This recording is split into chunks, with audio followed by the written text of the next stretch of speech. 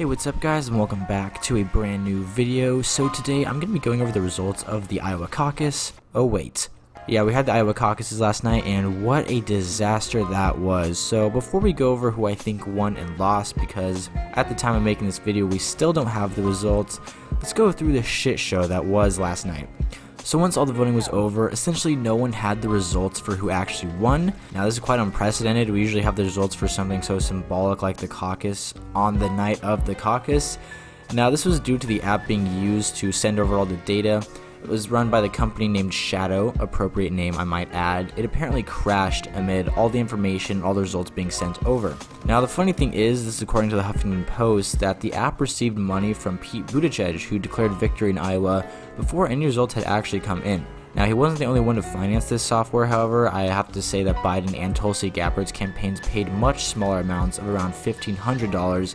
He did pay the majority though, at around $4,200, which is quite a large margin in dollar differences. So he paid for software rights and subscriptions, whereas Biden paid for text messaging, so huge difference there. Now the question is running around, is this just a coincidence that the majority of money is coming from Pete, yet somehow the app crashes and then he claims victory?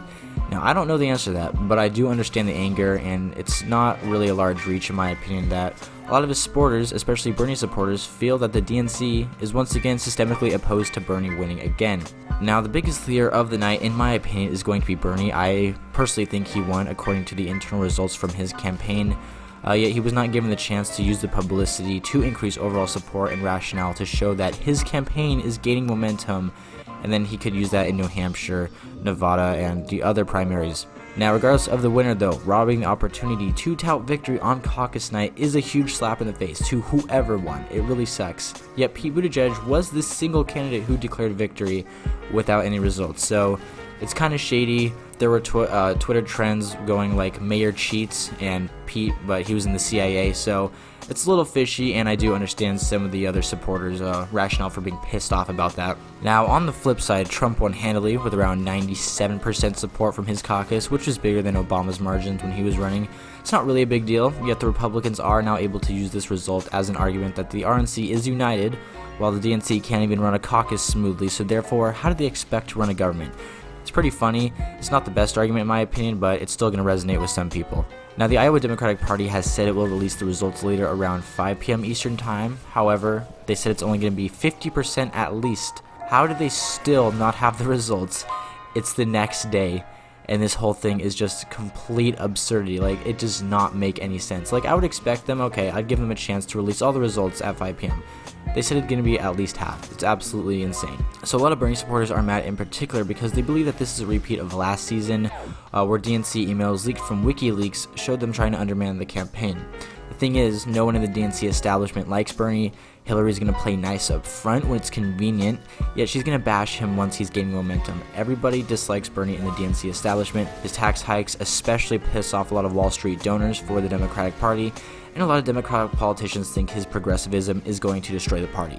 Especially if he becomes the nominee and he loses to Trump, it's going to confirm all their suspicions, and they're going to be super pissed about it. So I personally do not think it's quite a stretch as one might think that Bernie's campaign is going to get derailed somehow, whether it's tonight from the Iowa caucus or some other time. I do think that there is something going on behind the scenes somehow to hurt his campaign. So with that being said, let's go over who I think won and lost.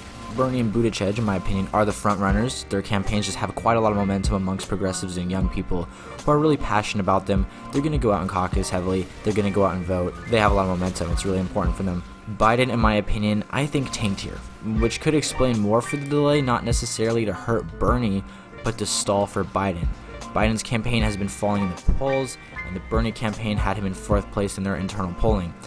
Now, if this is the case, then the presumed frontrunner in Biden is going to be removed quickly, and the Democratic establishment would have to put their support behind Bernie or another progressive, which they really don't want to do. Now, either way, the Democrats are just eating each other up on Twitter, and the real winner is once again going to have to be Trump, because he can say that this disaster is just to show how unorganized, unprofessional the Democrats are. And once again, if they can't even run a caucus smoothly, how do they expect to run a government? It's pretty funny. Now that's going to bring us to the end of the video. Let me know who you guys think won down below, and I'll be excited to see who the results show won, if they ever come in, that is to say. But yeah, with that being said, guys, take care, and I'll see you all later.